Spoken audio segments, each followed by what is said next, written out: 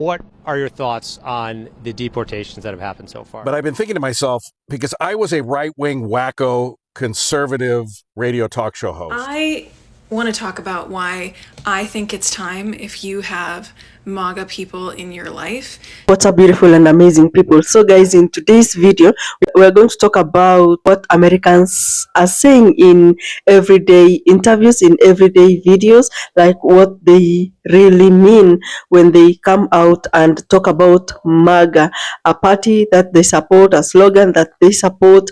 And guys, I want us to listen to their videos first, and then I come back and do more analysis about the videos, not necessarily repeating what they're saying, but just what I've understood from the entire clip. So let's watch and then I'll be back. I'm from Georgia, heading north for a funeral. It's actually my dad's funeral. And I ran into a MAGA voter, quintessential MAGA voter. White man, middle-aged, oversized truck driving 90 miles an hour through traffic, tires so big that they're barely staying within the lines of the road because of the offset, and so worn down because they only ever drive on pavement and he's never taken it off road. Well, this guy came up behind me at Mock Jesus and almost clipped me as he went around, slammed on his brakes and tried to fit in the gap that there wasn't a gap there. Less than a car length between me and the semi-truck in front of me. Well, I honked my horn like any sane person would do to say, hey, dude, you're getting ready to hit me. Apparently this harmed his fragile little ego, because for the next 2.5 miles, he decided to brake check me, get next to me, roll his windows down, throw stuff at me, try to run me off the road. He tried to run me off the road to the right and to the left. There's, a barricade to my left. There was cars to my right. I said, you know what? I'm done with this. Today, my job released our open enrollment. It started today. I am currently paying $240 every 2 weeks for health insurance for a family, correct? Now, that does not include my vision, dental, 401k, or disability. So when you add all of those in, I'm paying about $550 every 2 weeks for my entire family to have medical, dental, vision. I have disability coverage, and I also contribute to my 401k. We just got our benefits for next year. What I'm currently paying $240 every 2 weeks for is going up to $709 every 2 weeks. That does not include my 401k, my vision, my dental, my disability insurance. How can I possibly survive paying $1,500 just in medical coverage? They already kicked our spouses off of our coverage because they said if your spouse can get insurance through their job, we're cutting them off. So not only did you cut them out, it tripled. $700 just for medical benefits every 2 weeks. I'm not even talking about a month. This is bi-weekly. How is this? And I work in medical. How is this fair? How does this work for anybody? I can literally cry. I have a daughter that's graduating college next year. I have a daughter that's getting married next year. On top of that, we have to live. How? How can anybody live spending just $1,500 a month just in healthcare that doesn't cover our dental, that doesn't cover our vision? On top of that, there's a $2,000 deductible and a 20% co-insurance. So either way, anytime we go to the doctor, anytime we do anything, we got to come out of pocket. On top of what I'm already paying. When in the fuck is this nation supposed to be great again? Because it's getting worse. See, here's the thing. Have you ever done a TikTok live before? Is this like your first time? This is my first time. This is your first time? Okay, all right, cool. So with this being your first time, I think you're in the right place. All right. I'm not a big fan of yelling. Also, I like facts. So if you do say something that is, misinformation or is unfactual. Yeah, if it's a lie, I'm gonna tell you. I just feel like when a man's mouth is moving, he's probably lying. He sent Kamala Harris down Kamala Harris to never visited the southern border, right? Here we go. no, that's As wrong. the border czar. Oh, Lord! That's wrong. She went in 2022, and also she went in 2024. But here's the thing: she wasn't the border czar. All right, Joe Biden never called her that. Also, this is the United States of America. We don't have czars. That's a Russian thing. All right, and only Donald Trump would call someone a czar because he loves Putin. Whatever they titled her, whatever the title was. Yeah, she was called the vice president. All right, like what did Joe Biden do? Like, what did he tell her that like her responsibility was in regards to the border? From my understanding, she was the oversight. She's the vice president. Don't we have a secretary of Department of Homeland Security? Well, yeah, Mayorkas. Okay, yeah. So it was Mayorkas who was in charge of the border, right? Because he oversaw Custom and Border Patrol and ICE and all that stuff, right? But he has to answer to somebody, right? So I Yeah, mean, he would answer to the president. Kamala Vice wasn't their president. boss. He would answer to the president. And what did Kamala Harris do then? So are you telling us that you don't know what her job was in regards to the border? Is that what you're telling us by asking? I just want to make sure. Yeah, Okay. Sure. All right. You serious? So, but there's the thing. Like, you're calling her the border czar, but you don't even know what she was tasked with. I have an issue with that, though. I said oversight. It wasn't oversight, though. That wasn't her responsibility. Watch this. Anywho, Kamala Harris actually was tasked with seeing why there was an influx in migration from the Northern Triangle. The Northern Triangle in the Global South are the three countries of Honduras, El Salvador, and Guatemala. All right. Which I will say are all three countries that the United States has basically gone into and, colonized via, the Monroe Doctrine. It used to be called the Monroe Doctrine, but, Trump renamed it. He puts his name on everything. Anywho, that's neither here nor there.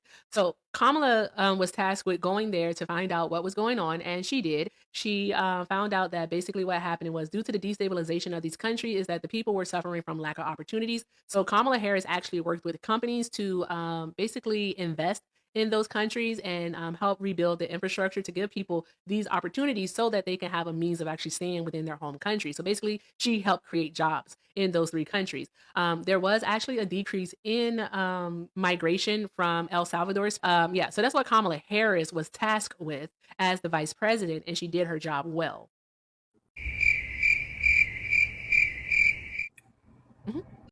Right. Yeah. So, I mean, there's that. I feel like I'm in a parallel universe with the way that MAGA is responding to the murder of Alex Preddy. They just abandon all their morals as soon as something bad happens to someone they disagree with. They'll say anything to support it. Like, I was asked to respond to this video that I'm working on the response for, and this woman says, "No one brings a gun to a protest and resists arrest if they're there peacefully." That's her whole video.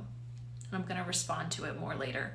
But I'm reading this, I'm reading the MAGA responses, and I'm just baffled by it because what they are saying over and over again, implicitly or explicitly, is that if you resist arrest, if you are not peaceful at a protest, if you have a gun near an ICE agent, then they can shoot you and kill you.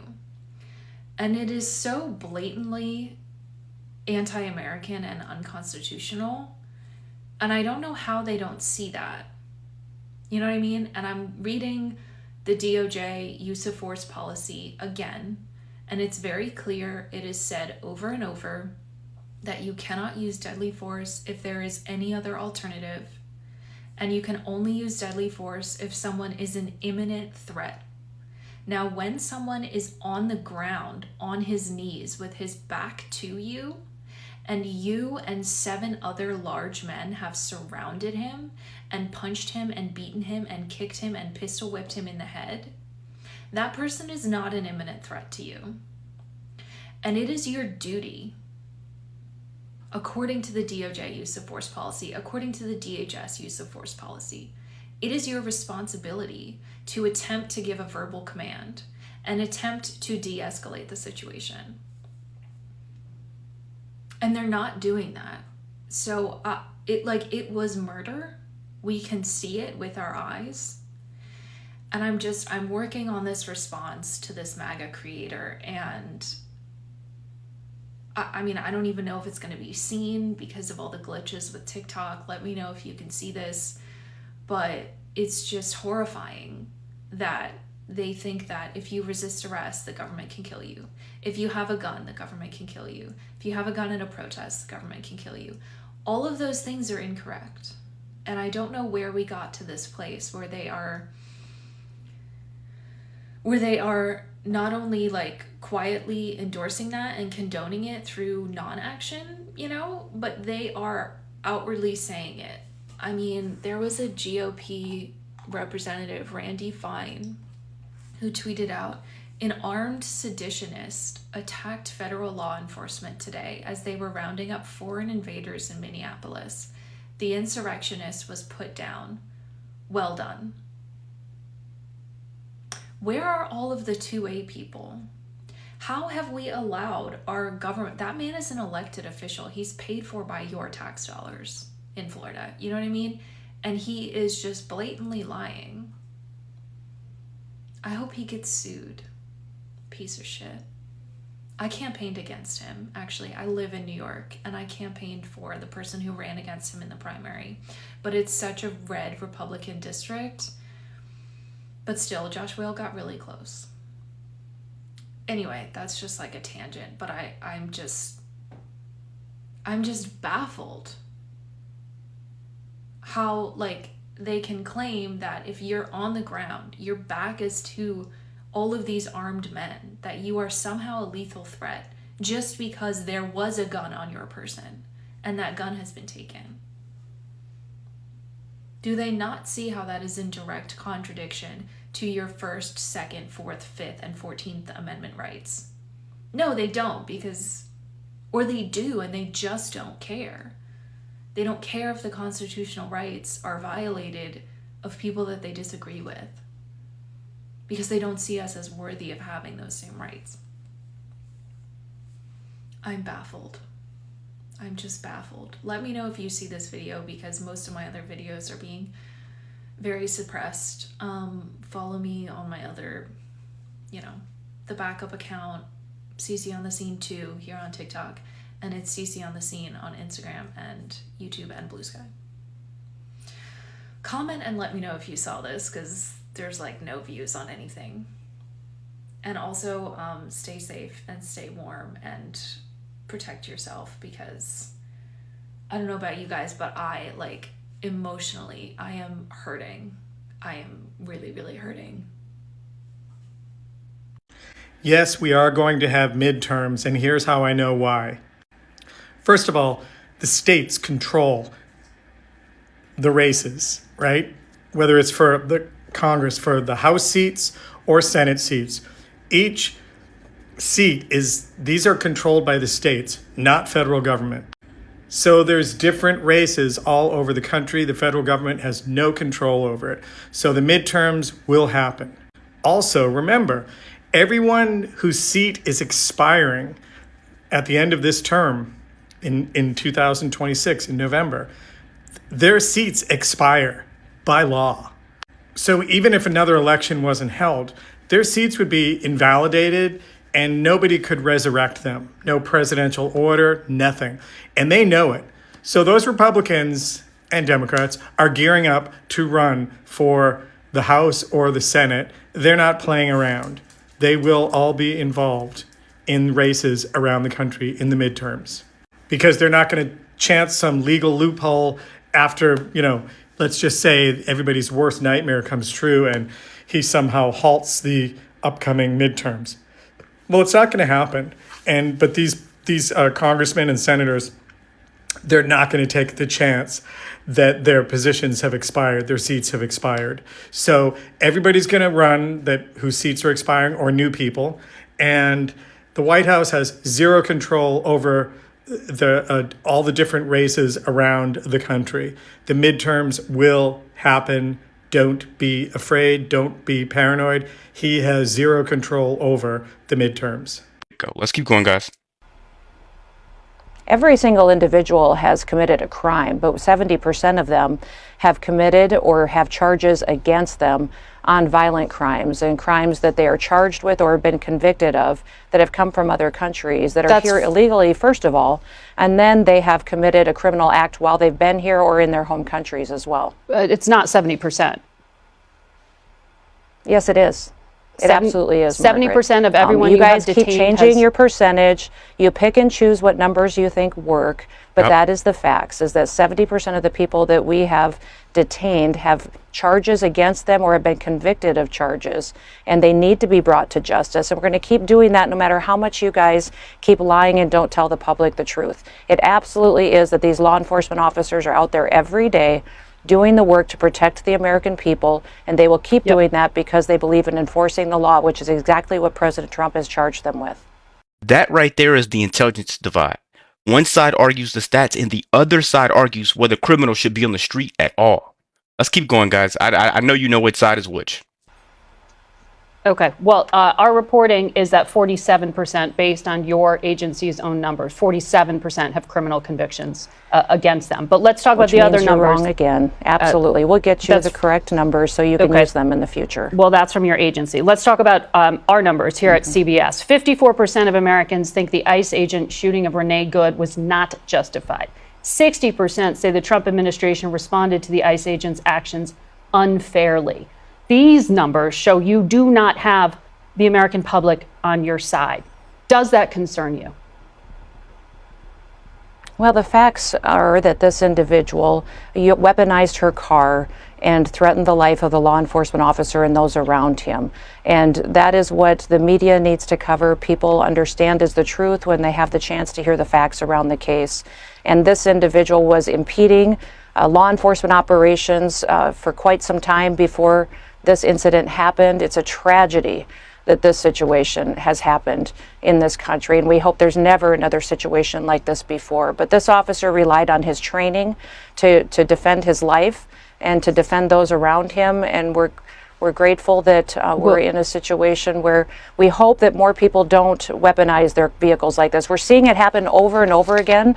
We've seen over 100 different vehicle weaponized and attacking law enforcement officers. I would hope that Mayor Fry, when he's on here, that he'll announce that he's going to start working with us to bring safety to the streets. If he would set up a peaceful protest zone so that these individuals can exercise their First Amendment rights and do so peacefully, we would love that. Because then we could work together to make sure we're getting criminals to justice and letting people still express their First Amendment rights. I don't know why we're acting surprised that a man who had close to 90 allegations out of 4 different jurisdictions and ultimately ended up with 34 convictions after a jury was able to hear all the evidence would possibly be committing a criminal act on January 6th. In fact, considering the fact that we are now under the impression that he is violating people's due process rights, he is ignoring court orders, he's starting wars without congressional authority in contradiction to the Constitution. He's enriching himself to the tune of over $1.4 billion. He's shaking down electeds to draw maps that will help him stay in power because the Republicans don't understand that they swore an oath to the Constitution and that we are supposed to do checks and balances. He's also shaking down TV stations to get money. So why are we trying to pretend as if it is out of the realm for this particular man to commit the crime that he committed on January 6th. And frankly, the only reason he ran for president was to make sure that he would not be prosecuted, because I fully believe that you would have put him under the jail based on our long form conversation that we had. Let me be clear, because they're trying to act like this is Democrats on Republicans. And I guess you are a covert Democrat that knew that he was going to try to steal an election before he tried to steal that election. And so therefore you were somehow put into place. I mean, the conspiracy theories make your head spin. So let's talk about facts. Donald Trump lost to Joe Biden, yes or no? That's correct. Okay. In fact, 60 federal and state courts have found that there was no evidence of election fraud. Trump's own attorney general and vice president knew that he lost the election, but he still tried to steal the election by pressuring state officials, designing fake elector plans, nearly having Mike Pence hanged, and ultimately demanding that his supporters, quote, fight like hell, correct? Correct. As your report outlines, President Trump knew that he would incite violence at the Capitol that day. In fact, some of Trump's senior advisors were pushing for violence. John Eastman tried to convince Mike Pence to break the law, stating that, quote, violence was necessary. So it isn't just Trump who is responsible for the death of multiple law enforcement officers and the injuries of thousands of people. A lot of Republican members of Congress are also responsible. 147 Republicans voted to overturn the 2020 election results, including multiple members currently serving on this committee. And I will yield. See if you can guess who the bad guy is in this situation. It feels just absolutely batshit crazy to me that at this point in time, I say to my mother, have you heard about Minneapolis? Have you heard about Venezuela? And then I ask the question, does this change your opinion at all? And her response is, we're not going to talk about this because if we do, you'll tell me I can't see the kids anymore. You're right. That is absolutely crazy. And I know that you think that your mom is the bad person in this situation because she's not talking about the issues that you want to talk about, and she's not changing her way of thinking to the way that you think, which is wild because I'm sure she's heard a lot about inclusivity, love, compassion, and empathy from you as well. But the bad guy in this situation is you, man, because your mom knows that her daughter is so unhinged that if she even tries to have a different opinion than her, that will be grounds to cut off contact, for her to never see her grandkids again. Politics has become your entire identity. And it is absolutely crazy that your mom knows that you're using her grandkids as leverage to make her think the way that you do, and that your politics are the most important thing, to the point where you wouldn't even hesitate to cut off your kids from their grandparents and vice versa. You would willingly hurt the people that you're supposed to love to make a point. This is one I've been thinking about for a while. My alarm's going to go off because it's going to go over time and I'm on my break. And I need to get back to work here. But I've been thinking to myself, because I was a right-wing wacko conservative radio talk show host for over 25 years of my life. I'm almost 55. And I was a very, very antagonistic right-wing radio talk show host. And I remember when I was against big government. I remember conservatives back in the early 90s, mid-90s, late 90s, 2000s. We were afraid of what's happening now. We were so afraid of tyrannical government taking over the United States of America, our own government. We feared our own government. But I guess we feared it at the hands of a Bill Clinton or an Obama or a Biden. And it's been bothering me because I'm wondering, like, what happened to Republicans? What happened to conservatives? We used to fear what Trump's doing right now, militarizing the police, militarizing ICE, militarizing all this stuff. We were worried about that. So get a load of this. I hope you'll stay to the end. Let me know if you did. A former FBI undercover agent just exposed something wild about far-right groups, and it's honestly terrifying. For decades, these anti-government militia groups operated in the shadows, right? They used to detest the federal government. They detested the feds. I remember, and I was one of them. I called them jackbooted thugs. I was alive for Ruby Ridge and Waco. I remember where I was on a college campus watching the television as the United States government went in and burned Waco down. Some of you weren't even alive. Some of you don't even know what that is. But something changed. That was under Bill Clinton, by the way. And we were fearful that Bill Clinton was using the military and forces like that against its own citizens. Mike German, who worked undercover for the FBI through the late 80s, 90s, and early 2000s, said he used to call them anti-government militants. That's my alarm. I knew it was going to go off. But around Trump's first administration, he realized that wasn't accurate anymore. So Trump's first administration, 2016 to 2020? They became Trump supporters. They became pro-militarized police. They became pro-state, pro-heavy federal government. The same people who were warning about jackbooted federal thugs kicking in our doors are now cheering them on, kicking in our doors. I'm glad somebody else is validating this because I thought I was in an alternate reality, an alternate universe. A Georgetown law professor put it perfectly. She said it's not surprising that people are fine with police, even militarized police, cracking heads when it's people they don't like, but not okay with it when it's people that they sympathize with. And I've been saying this all along. I've been saying this. And then to hear, experts and FBI informants and law professors and all these college professors, like they're just letting me know I'm not crazy.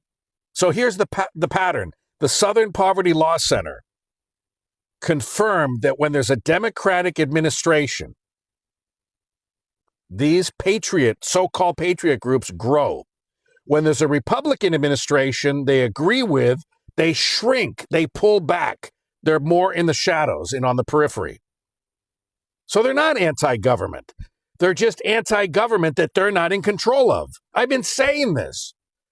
Laura Ingraham, I used to work for Fox for 7 years. I'm not a fan of Laura Ingraham. I never have been, and I'm not now.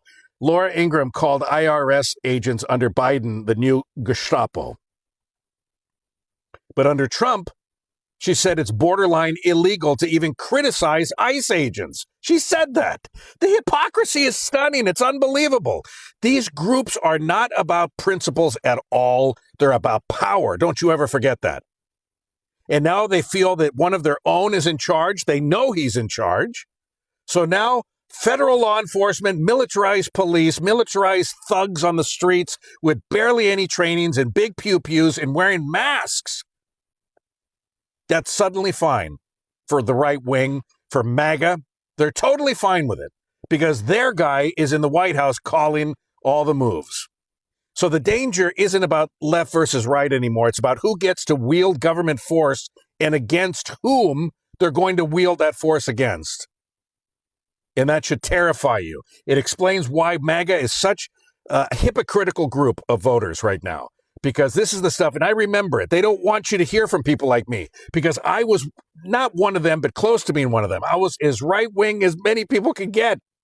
And I was on the radio. I was like a Charlie Kirk on talk radio. I was on the airwaves. He was doing a podcast. He was doing college campuses. I was doing talk radio around the country. 7 years for Fox News. And I remember being so against government doing what it's doing today. And I was wondering what happened to the Republican Party, what happened to conservatives, and now we know. When it's their guy in power, and as long as they're kicking in doors and knocking in skulls that are the doors and the skulls of people they don't like, they're totally for it. Let government get as big and as aggressive and as militaristic as it wants to be as long as their guy is in power. What are your thoughts on the deportations that have happened so far? Well, I'd like to call them homecomings. Because you came to our country, we paid for it, we put you up, we fed you, and now we're sending you home where you came from. It should be a celebration. What's your favorite Trump policy? I would say close the border. That's not a policy, that's a phrase. So why do you support Donald Trump? Because of his policies. Which policies? His stance on immigration specifically, I definitely agree with that one. Okay, like what about immigration? The illegals who have come into our country are here illegally, and I believe they should not be allowed to be here legally. How have you been personally affected by the migrant crisis? A couple times a week we have trucks coming through our neighborhood, and they ring the doorbell, soliciting. Our neighborhood is not supposed to have solicitors, but they ring the doorbell, and then, you see the big pickup truck with like 8 men in it. What are they soliciting for? I don't know, sometimes they have a lawnmower, sometimes they don't, so they want to work. Deal with the immigration at the southern border where there's all these people that our taxes are paying for. And what about the northern border? Are you concerned about the Canadian border at all? For sure, I am. I've heard some troubling things about it. And do you think that if he builds a wall down there, he should build a wall up there? I haven't decided what I think about that yet. What are your thoughts on the deportations that have happened so far? Well, I'd like to call them homecomings. Because you came to our country, we paid for it, we put you up, we fed you, and now we're sending you home where you came from. It should be a celebration. What's your favorite Trump policy? I would say close the border. That's not a policy, that's a phrase. So why do you support Donald Trump? Because of his policies. Which policies? His stance on immigration specifically, I definitely agree with that one. Okay, like what about immigration? The illegals who have come into our country are here illegally, and I believe they should not be allowed to be here legally. How have you been personally affected by the migrant crisis? A couple times a week we have trucks coming through our neighborhood and they ring the doorbell, you know, soliciting. Our neighborhood is not supposed to have solicitors, but they ring the doorbell, and then, you know, you see the big pickup truck with like 8 men in it. What are they soliciting for? I don't know. Sometimes they have a lawnmower, sometimes they don't. So they want to work. Deal with the immigration at the southern border where there's all these people that our taxes are paying for? And what about the northern border? Are you concerned about the Canadian border at all? For sure, I am. I've heard some troubling things about it. And do you think that if he builds a wall down there, he should build a wall up there? I haven't decided what I think about that yet. So Kamala Harris tweeted, "Guess I can just take his place now." So U.S. Senator has officially called for Trump's removal from office under 25th Amendment of the Constitution of the United States. 100,000 likes. So guys, this is not a joke. Watch, it is about to get insane. Democratic Senator Ed Markey has officially called for President Donald Trump to be removed from office via the 25th Amendment. This stems from Trump's recent actions and statement regarding Greenland, which the president is really not allowed to do. People are saying just good luck with that performative nonsense. They literally tried to impeach him so many different times. It never works, blah, blah, blah. How many times has this even happened? Seriously, if someone can give me a number, I would appreciate it. Exactly, but this time it seems a little bit different. He's really trying to rage bait the citizens, and I think for that, we should just get rid of him. Like, rage bait is for TikTok news people like me, not Trump. So, it's a little interesting, guys. What do y'all think about this in the comments? It's getting serious. But as all of the administration's descriptions of the events and reasoning behind the events fell apart, the right did seem to coalesce on one aspect of the incident. When you are bearing arms and you are confronted by law enforcement, you are raising the risk of force being used against you. You cannot bring a firearm loaded with multiple magazines to any sort of protest that you want. I don't know of any peaceful protester that shows up with a gun and ammunition rather than a sign. Don't let the left kid you with this, that this is just a normal protest. Peaceful protesters don't have 9mm weapons with 2 extra magazines. Are you f***ing kidding me right now? Are you f***ing kidding? Are you saying, is that what you're saying on the right? Is that what the right, are you saying that the problem was the guy had a gun? Are you saying that the guns are the problem? Are you saying, if I may,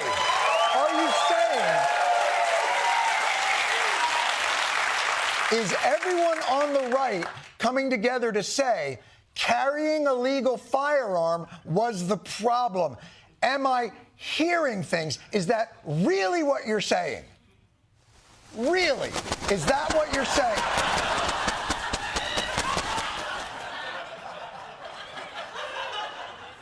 I guess that's what they're saying. This is blowing my f***ing mind. The people that brought you this guy and these guys and these guys as f***ing heroes who are brandishing their weapons are telling you the big mistake was letting a citizen legally carry a gun. I mean, listen, I wasn't shocked when you guys gave up the First Amendment, and I wasn't shocked when you gave up the Fourth Amendment and the 10th Amendment and the 14th Amendment at Trump's behest. But the second...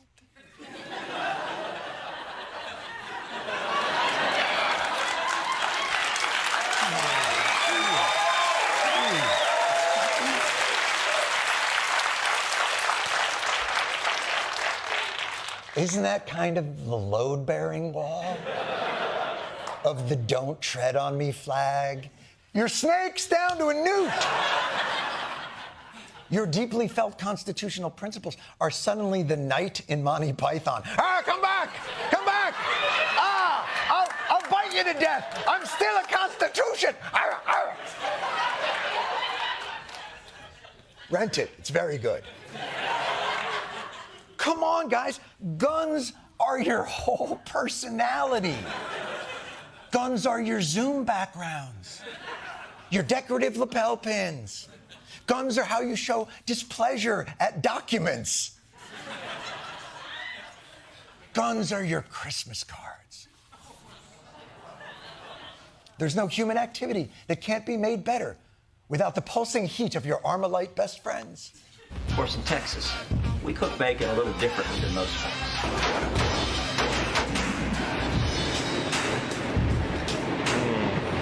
Machine gun bacon.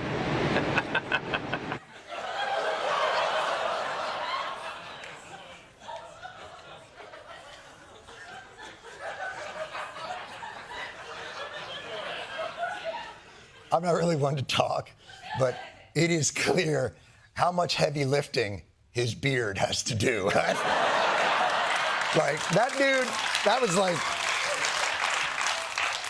that's some weapons shit right there. The crazy thing is, the right has jettisoned the entire integrity and belief of their political worldview, the entire foundation of it, for a guy who really doesn't give a f***. You gave it all up. This is your president on this harrowing weekend of bloodshed. At 11:31 a.m. this morning, he wrote on Truth Social to complain about a lawsuit and say that stopping construction of his White House ballroom, in his view, quote, would be devastating to the White House, our country, and all concerned. Just a few moments ago, he posted again lamenting the NFL's new kickoff format. This is who you threw it all away for. Kickoff. Blood runs through the streets of Minnesota. A political party has jettisoned their entire knowledge of the founding documents. And Trump's out there like, hey, everybody, we're all going to get laid. This is what makes this entire Minnesota adventure so maddening, because ultimately, we as a country are not asking for too much from our government. We're just not. We have the soft bigotry of low expectations. All we want is sane policies, actually competently executed, without you all being huge dicks. That's all we... Oh, no, that's not. That's not what we... We'll work on the acronym. But instead, we get bad policy executed with extreme dickishness. And to add insult to injury is the denial of the reality that we all witnessed. They're lying. We saw it. And that's how brazen they lie when they know we've seen the truth. That's how they lie when they know we know. Imagine how they lie when there's no evidence to contradict them. And maybe that more than anything explains why Alex Preddy really was a threat. Because he was brandishing a weapon.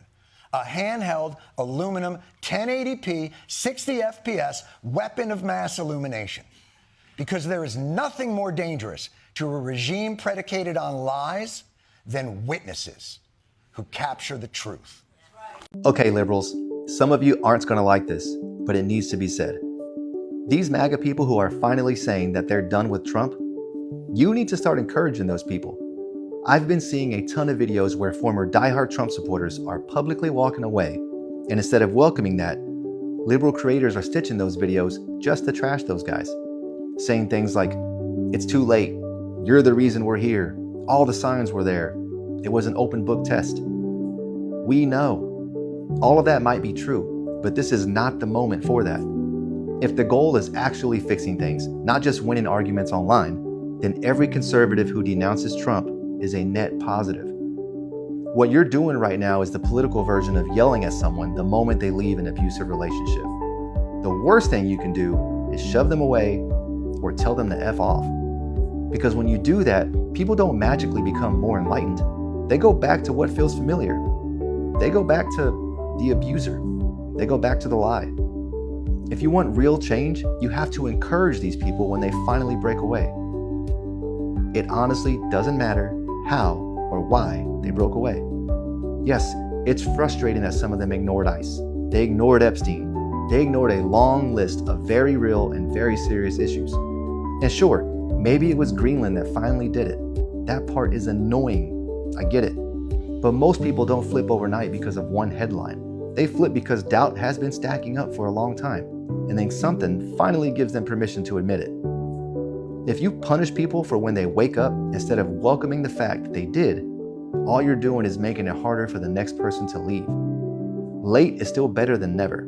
This isn't about forgiveness, it's about momentum. And the more people who break away, late, early, messy, or imperfect, the better it is for everyone. What would be the disadvantage of us taking Greenland? I don't see why that would even be a bad thing. Well, one disadvantage of trying to take Greenland would be the destruction and downfall of NATO.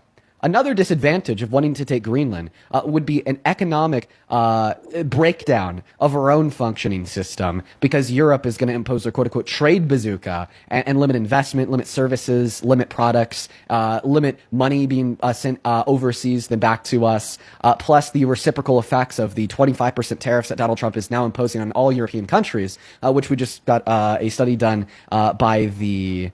Let's see here, Kale Institute, that says inevitably American consumers end up picking up 96% of that burden. Another possible downside is like literally a third world war. I think it's incredibly unlikely to come to that. It's more likely that Trump would be impeached and removed by Congress before they approve a war with all of our allies. But it is true that now Spain, France, Norway, Sweden, alongside the rest of the Denmark kingdom, and now even Canada, are sending troops into Greenland, saying that they're going to shoot first and ask questions second if Donald Trump puts military boots on the ground. Okay, well, I do think that if NATO would, if they would come up with an agreement together, then it wouldn't destroy NATO. So there's ways around that. I'm honestly well, see, the thing is that there's no agreement because Donald Trump nor the United States of America have any righteous claim over Greenland. That is a sovereign country where the people who live and preside inside of the country have an obvious right to self-determination. In fact, they just had their largest protests in the history of their country, ranging back multiple hundreds of years, just simply saying no to Trump, saying no to the takeover, and saying yes to us wanting to honor their right to self-determination. That country's not ours, point blank period. Right. So then everything is tight, kind of based on hypotheticals on the reason why he wants it and China and Russia invading it. And so it's kind of hard to decide what to do. But obviously taking it, if Trump taking it is way better than China or Russia taking it. Do you think that China or Russia would ever invade America? No. Then they'd never invade Greenland. Why would that's a big, huge difference? No, it's actually not. Because of Article 5 of the NATO Treaty. An attack against one is an attack against all. Yeah, but you think NATO would try as hard to defend Greenland than America? It's not even that I think. Little troops that they're sending over? It's that I know. Yes, if Russia or China were to invade Greenland, it would be like they'd be invading America. I don't believe that's true. Okay, I don't believe they would actually support it. Well, then you're just simply ignorant. Then you're just simply attesting the facts. In fact, that's actually a war that would have the support of the American people. Personally, if Russia or China attempted to invade Greenland or any NATO country, that I would not be opposed to fighting that invasion with American military boots on the ground, because it absolutely is a fact that Article 5 of the NATO Treaty has been long-standing and has been implemented multiple times to the advantage of America, such as after 9/11, that we obviously owe that back to any other country in NATO if they were to face an invasion. We have a constitutional, moral, and social obligation to fulfill the criteria issued under Article 5 of the NATO alliance. If they were to invade Greenland, it would be starting a war with America and all other NATO countries. That makes sense. Yeah, that actually does make sense with the Greenland part, with NATO. Okay, right? So that's obviously right why China or Russia would never, ever, ever touch Greenland. You're right. So then what would you... So you're obviously your opinion is impeach Trump, get him out of there. I think that we're past impeachment, right? Like this needs to happen now. Like this is the breaking point. We need to implement, let's see, Amendment 25 of the Constitution. We need to throw him out of office. We need to give the ultimatum to his admin, either hop on board with issuing a removal of Trump. My whole family is super far right. We love Trump. We love ICE, blah, blah, blah, blah, blah. And I'm pretty much the only one in my family that is the opposite of everything they stand for. So let's talk about it. I'm going to take you all the way back. My mom and bio dad got divorced when I was like 10 years old. I had really bad daddy issues, and I really wanted like a relationship with my dad, but he was just like not able to give me that. He was not able to see me. He kind of like refused to see me and blah, blah, blah. And I was just really messed up for it. I was in therapy, blah, blah, blah, blah. My mom meets my stepdad and we move in with him 2 years later. So I'm about 12 years old. And he was like, I want to play catch with you. I want to teach you how to do this. I'm going to be at all your recitals. I'm going to be there shouting you on. I'm going to be like the best dad ever. You are my daughter. I love you. And I needed that like so bad. I loved that so much, right? And at the same time, he was teaching me politics, okay? Which I had never been exposed to before, because before my stepdad, my mom and bio dad did not care about politics like at all. So this was a first for me. So my stepdad is teaching me all this stuff and I'm like, wow, I had no idea. Like, this is so crazy. It's been maybe a year and a half since we've moved in, and all these little sayings, all of the jokes, all the stuff, I'm repeating all of them, okay? Dead ass. I'm not gonna lie to y'all. I'm not gonna sit here and be like, well, I never said that. Yes, I freaking did, okay? I'd rather come on here and hold myself accountable than lie to y'all. And if y'all wanna unfriend me, unfollow me, I totally get it. So all of the racially insensitive comments and jokes that my stepdad was saying to me, I was repeating them. And I didn't understand most of them. I just knew that whenever he said them in front of all his friends, they all were like, ah. So I was like, I'm just gonna say them. And if I said them in front of my stepdad, he'd be like, give me some, that was hilarious, look at her. I ate it up. I didn't even understand most of the jokes. Until one day, I go to school, we're going on a school field trip, right? And I had this, I had like a best friend, and she was a black girl. And I had made a racially insensitive joke. We got on the bus, and the teacher told me and her to go sit in the back of the bus. And so we're walking back, and I'm like, to the back of the bus. And she stops and turns around and looks at me, and she was like, what? And I'm like, what? And she was like, was that a joke? And I said, yeah, it's like a joke. It's just like a joke or something. And she's like, what a part of that is funny? And I'm like, oh, I don't really know. And before y'all ask, was I slow? Literally was in the special needs class and everything, but that's besides the point. She was like, that's not funny. That's rude. That's racist. That's offensive. And I'm like, what? My stepdad says it all the time. And then the whole 40-minute bus ride, she was like lecturing me and teaching me and all of this. And I was like, I said, that just can't be right. Like, and we're all at dinner, and I'm literally telling my mom and stepdad what happened. And I'm like, is she telling the truth? Like, did all of this stuff really happen? And my stepdad immediately is like rolling his eyes as I'm talking. He's like, all this shit, right? And he's like, no, she's being sensitive. That's a bunch of BS. They want to milk it. They want to blah, blah, blah, blah, blah. But I could just feel like I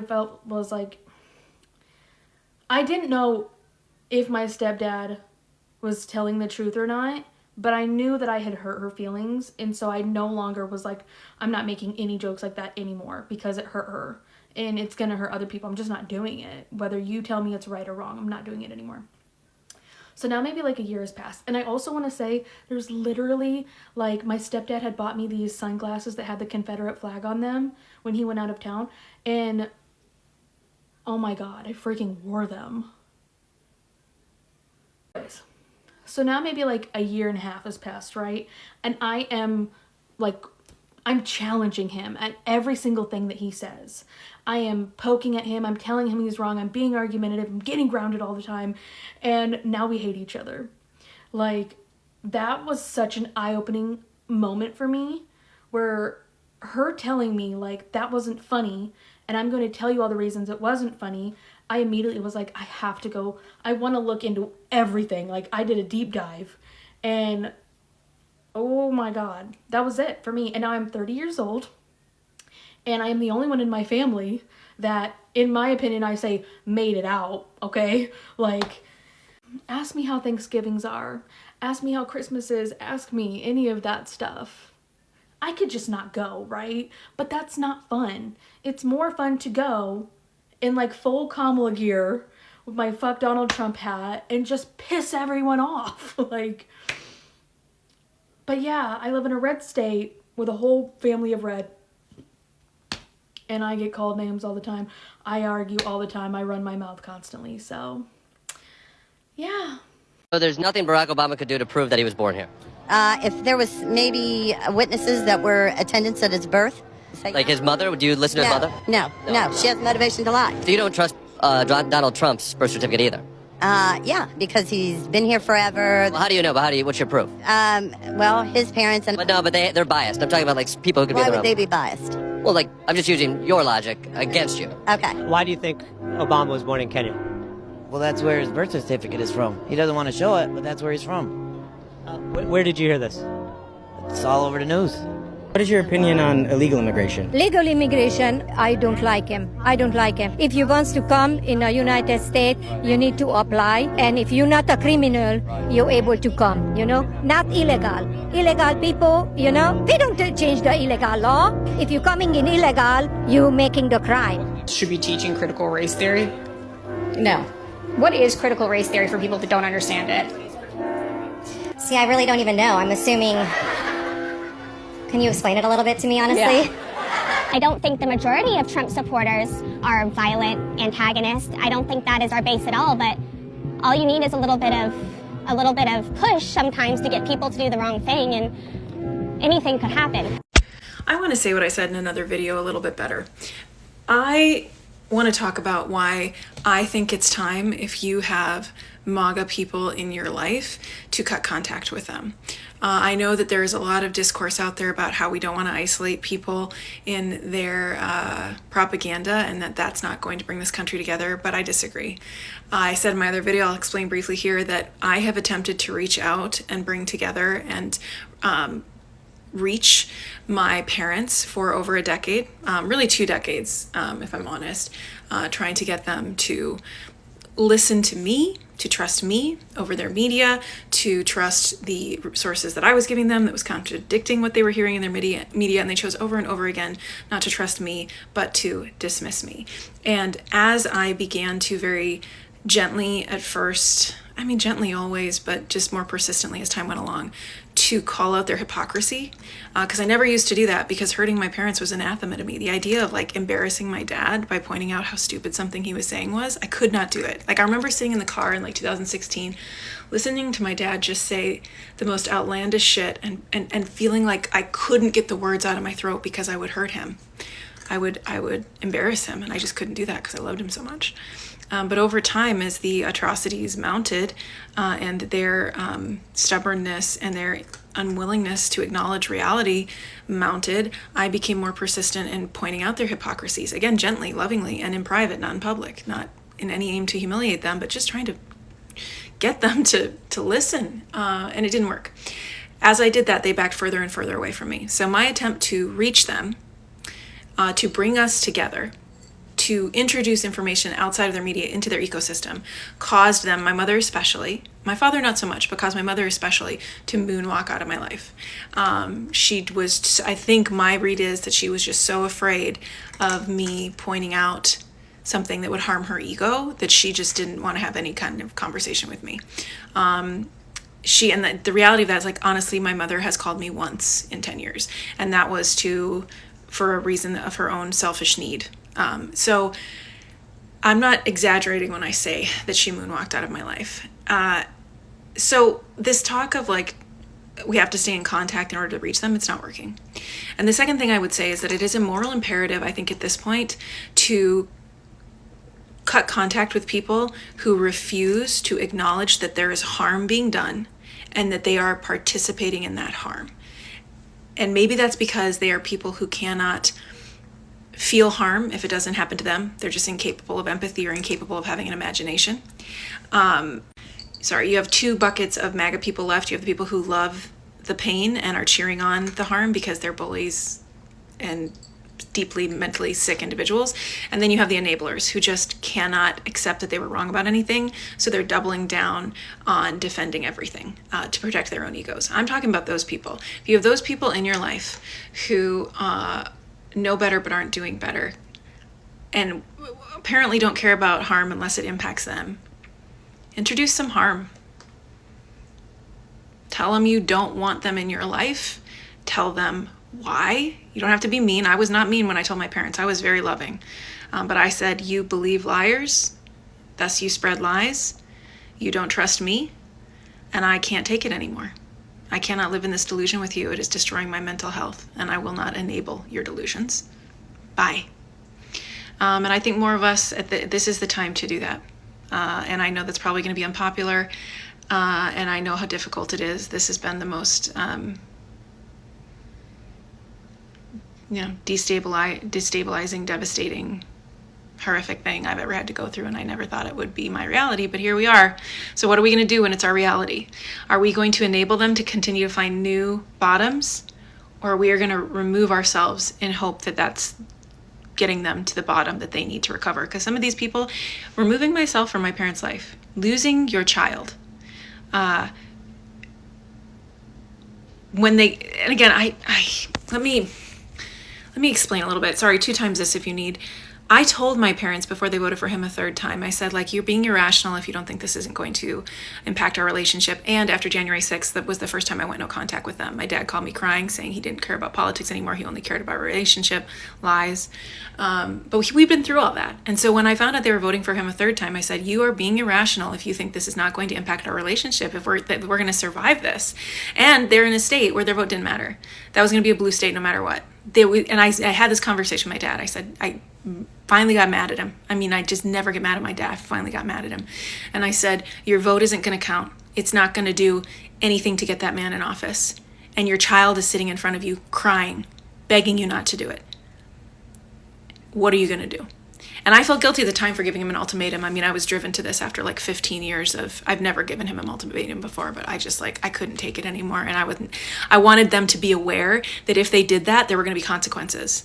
I wanted them to know going in, if they made that choice, that there was a consequence. There's going to be our relationship. And I kind of wanted to force them to have to make that decision and show me that voting for him, even when their vote would not count, mattered more than the damage that I was telling them it was going to do to my life, because they just don't believe it. They think that's my problem. They think I'm too sensitive, right? But anyway, he went ahead and did that, and I, said, I'm done. If that wasn't bottom, if my parents losing a relationship with what had once been a loving relationship with a precious child, because we were close. If that isn't bottom, I don't know that my parents have one. And I don't know that these other people in your lives have one. And we can either ride down to this bottomless pit with them and watch them sink lower and lower into depravity, or we can get off the ride and say, you're on your own. I chose the latter, and I think it's a moral thing to do, and I hope more of you are doing it. Thank you, amazing people, for listening to these clips that we are about to analyze. And guys, guess what? From my understanding is that as an American, if you walk through the streets of Florida, if you walk through a gas station, or you're just going to fuel your car in a gas station, if you attend a rally fully packed, probably in Florida, or you are attending an event in Pennsylvania, guess what? MAGA voters have not yet gone quiet. They are as loud as a drum that is being played in the middle of the forest. So these people, they are more confident as you speak. They are more frustrated, of course, and more focused than ever. So I spent some time listening to their clips. Of course, we spent more than probably 17 or so minutes listening to them. And I can tell you, my good people, that MAGA supporters across different states in United States of America are asking for one simple question. What does America First mean to you in the year 2026? And of course, these answers, they weren't scripted at all. They were raw and unedited.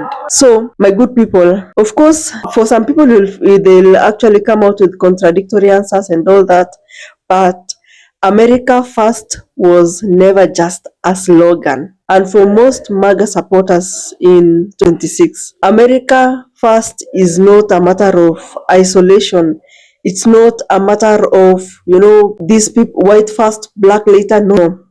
It's not like that. It's about priorities. What are they? What are these priorities? Because Americans feel like they are tired of fixing everybody's problems, while the Americans themselves cannot afford groceries, cannot afford to pay bills, So to them, or to Americans, or to MAGA voters, America first means that the government needs to secure borders before foreign aid. The government needs to fix healthcare before global climate, pledges. And also, the government needs to protect jobs before involving herself in international trade deals. And all this, they're not coming out as selfish, because everybody, even you who is watching me, they see this as a basic responsibility. When you talk about make America healthy again, that's a new slogan that is coming up day in, day out. And of course, it's not about going to the gym, doing exercises, jumping, doing carbs, I don't know what. And it's not even about diet that we have in our homes, or probably you check on so strictly. Make America healthy again means that we need to get rid of these processed foods that are making so many Americans are sick. We need to check on pharmaceutical companies that are messing up the health of the American people. We need to check on mental health crisis, addiction, and over medication. That's what make America healthy again mean. Of course, they're not the richest. But they feel like they're the richest in the world. And imagine being the richest, feeling like you're the richest, and then you're sick again. That's not normal at all. For many MAGA supporters, health has become a national security issue, not just a personal issue. At this point, it's a national issue. There has been ICE crackdowns since the president came in. And of course, if you talk about ICE, one thing that comes up is immigration enforcement, enforcing of policies that are meant to bound immigration. Of course, these topics sparks an emotion in us. But guess what? MAGA supporters are saying that the media is really letting them down, because they are misunderstanding the entire situation and they're getting it wrong. So, in the year 26, the year that we are in currently, MAGA voters are overwhelmingly supporting stronger ICE operations. They are supporting faster deportation processes, and they want to see an end to what we call an open border, because they believe it's chaotic. It's like they are welcoming chaos in America. So they are also saying that, you see, these things to do with immigration, unchecked immigration, it really hurts the income of the American people, because these immigrants that are coming in, they are offering to work at really low rates, because they don't have papers at the end of the day. It also overwhelms American schools and hospitals, especially the public ones, because remember, public institutions are so strong and they are working perfectly there. And unchecked immigration also affects or undermines the legal immigrants who followed the rules. It's going to affect them negatively at the end of the day. And we had this issue of Alex Purity. That issue, it has been talked about day in, day out, hour in, hour out, and it has not yet ended. And that is the name that is circulating within the MAGA spaces. And of course, it's not circulating as a symbol of, a politician, but just a symbol somewhere. So MAGA voters or supporters are describing figures like that of Alex Purity as unfiltered, anti-elite, and the willing to say what others will not. Of course, Americans don't really want perfect speakers. What they want is fighters, nothing else. And in turn, MAGA voters believe that MAGA loyalty is not about party labels. It's actually about who they believe is willing to challenge the system confidently and without fear. So Greenland also comes in as a symbol of power, and mentioning Greenland, of course, sounds strange in some way, but to MAGA supporters, it represents something bigger. That is global power and missed opportunities. They view Greenland as a strategic military position or location, a resource-rich territory, and a symbol of America falling behind China and Russia. And if they don't act, honestly, someone else will. So they need to act at the end of the day. To MAGA supporters, leadership is not optional. Leadership is survival. So we've talked about health, borders, foreign policy, but our main message here is from the MAGA voters, nothing else. The message from the MAGA voters is that they want the control back. They want the control over the borders, control over food and health, control over national direction, and most importantly, control over their identity as Americans. They don't hate anybody at the end of the day, but they just don't want to disappear, So whether you see MAGA is a movement that you either support or oppose, one thing is undeniable in the year 2026. It's no longer about Donald Trump. It's about a world view, and that is what I see MAGA going towards, the direction that they're going towards to. Thank you if you listened and watched the clip up to this point. Hit that subscribe button. I'll see you in the next video.